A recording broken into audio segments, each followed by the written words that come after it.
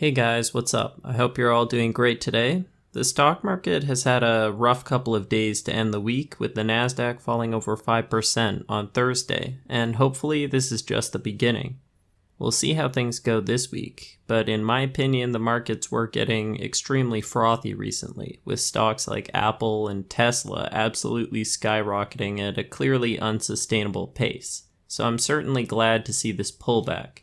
I think it's healthy, and frankly, I want better deals on stocks. It seems recently everyone has been desperate to dump their money in something. We've seen what's happened with hot tech stocks, but even the cryptocurrency market has seen a resurgence, with some coins exploding 5 to 10x in less than a month. Just look at a coin like Yearn Finance, for example, which was worth $4,000 a month ago, and on August 31st hit an all-time high of just over $38,000. That's a ridiculous gain in that short of a period, and I think this is indicative of a general frenzy to invest in risk assets. It's interesting to note that the crypto market peaked just before the stock market started to drop as well.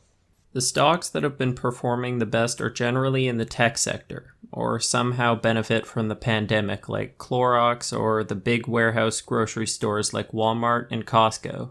These types of stocks have been red hot and as a result are pretty overvalued right now. I think the correction will be worst in these segments of the market, and for that reason I'm looking mainly at stocks that are currently overvalued but could correct very sharply, though I do have a few value plays on my list as well. So without further ado, let's get right into it with 7 stocks I'm watching and waiting to buy if the market keeps crashing. The first stock is Costco, ticker symbol COST.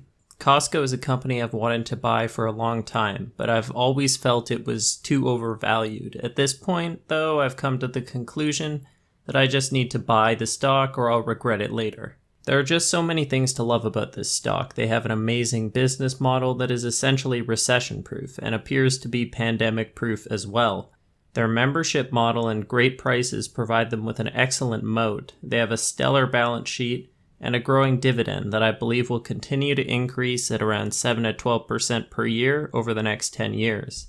Costco is currently trading at $346 and is, as always, priced to perfection with an insanely high trailing PE of 41.46 and a forward PE for 2021 based on average analyst estimates of a slightly better 36.9, with a respectable growth of 9.5% year over year in earnings. I am willing to buy this stock at a premium, but the question is how much of a premium? At this point, I'll take anything under $300, which is still an incredibly high PE of 32 for 2021, but maybe a business model of this quality deserves that kind of premium. Not only is this a safe stock, but it's one that should be able to continue to grow organically and expand to new locations for decades to come. Regardless, I plan to add this stock on pretty much any kind of weakness. Their dividend is pretty negligible at 0.8%, but they have a super low payout ratio in the 30% range and have grown the dividend every year since they started paying it. There is lots of room to grow the dividend into the future, both from profits and increasing the payout ratio. So in the very long term, this stock could still make an excellent vehicle for passive income. But if you are planning to live off dividends in the next 5 to 10 years, then Costco may not be the stock for you. Stock number 2 is Facebook, ticker symbol FB.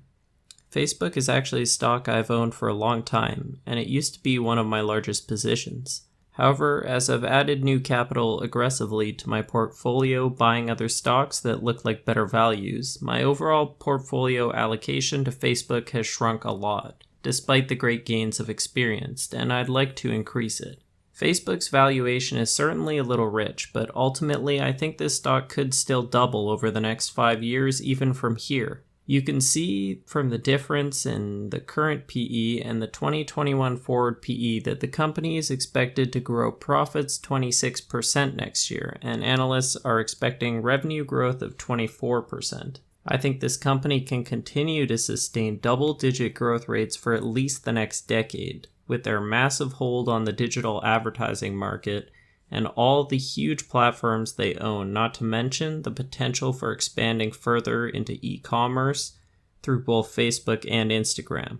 Facebook also has a beautiful balance sheet with $55 billion in cash and no long-term debt. I'm willing to buy this stock around $220, and anything under $200, I'll really start to load the boat. Stock number 3 is Johnson & Johnson, ticker symbol J&J. This is another stock I already own, and it's a dividend growth beast, without a doubt one of the greatest dividend stocks of all time. It's also one of the few stocks I would say is trading at least a reasonable valuation compared to the market. Especially if you look at the forward PE, this company is expected to grow quite nicely over the next few years. And with a forward PE of 16.44 for 2021, it actually looks like a decent value at these prices. This is largely a needs-based business and hasn't been hit too hard by the pandemic. They have a great balance sheet and a reasonable yield of 2.7% right now with 58 years of consecutive dividend increases. Their dividend growth rate has been extremely stable in the 6 to 7% range over the last 15 years, which is something I really like to see and indicates management's commitment to the dividend. The payout ratio is also very reasonable at around 50%, showing again management's responsible capital allocation and leaving plenty of room for future growth. I'm willing to start adding to this stock at around 135, which would give me a decent starting yield of 3%, and I think is a fair premium for a company of this quality. Stock number 4 is Alphabet, ticker symbol GOOG. Google is another stock that I've been considering buying for a long time. At a forward PE of 28, this stock is actually already not a terrible valuation in my opinion.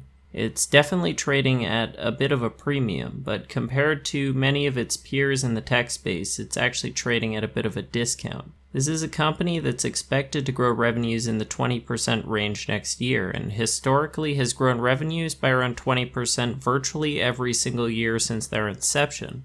And even though their market cap might seem massive, and it is, I'd argue that for a company of this scale with this kind of moat and positioned for continued double-digit growth going into the future, it's really not that big. Google owns the biggest search engine, the biggest video platform, and controls the majority share of the online advertising market and the mobile platform market with Android. These are products that have become virtually irreplaceable and should only continue to grow for the foreseeable future.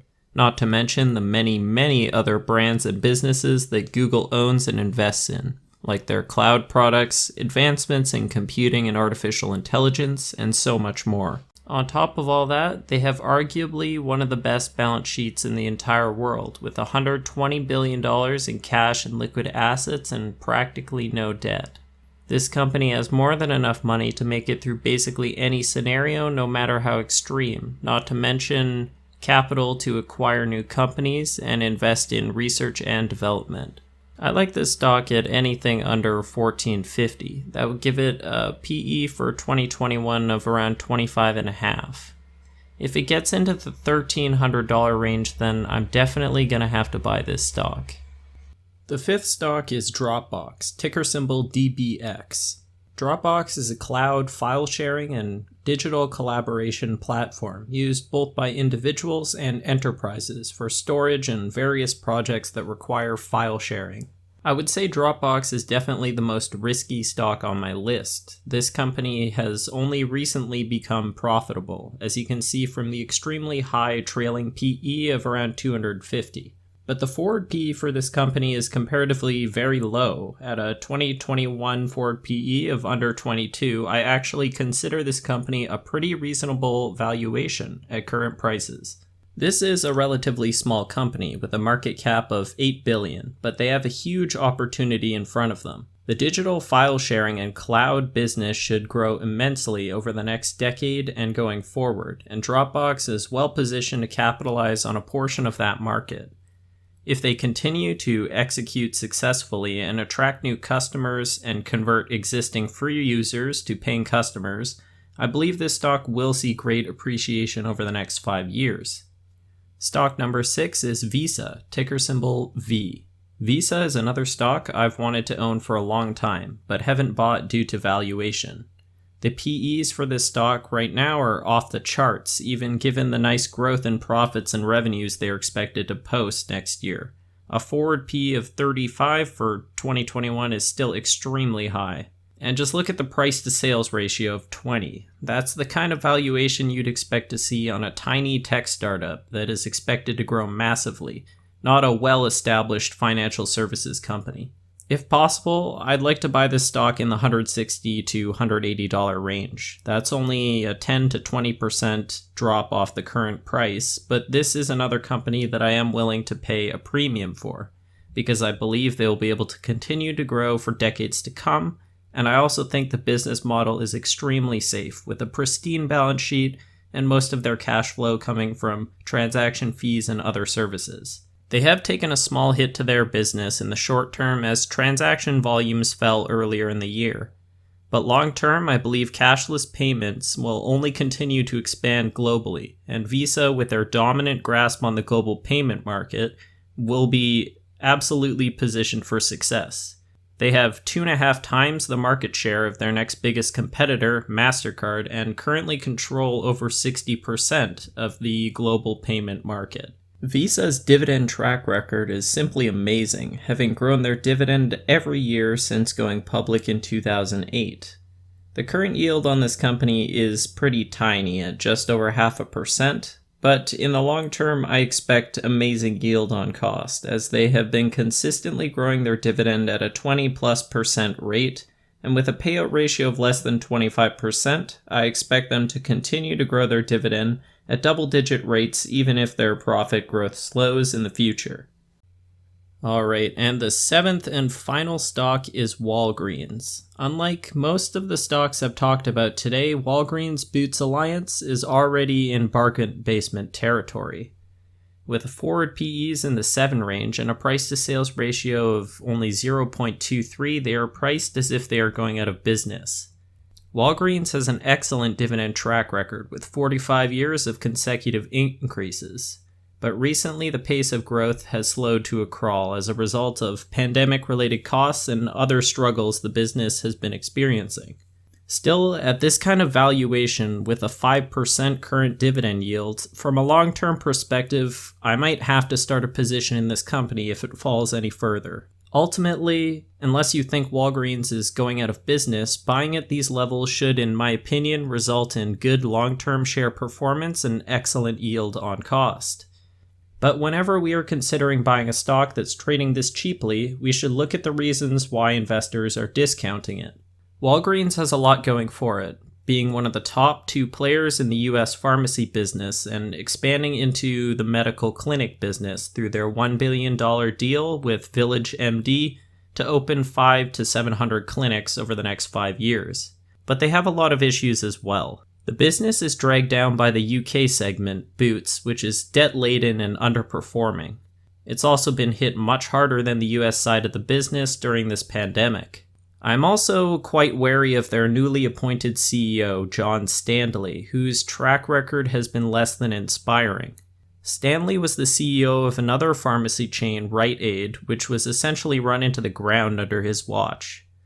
I can only hope that the same won't happen at Walgreens, but needless to say, I will be keeping a very close eye on the actions of this management team.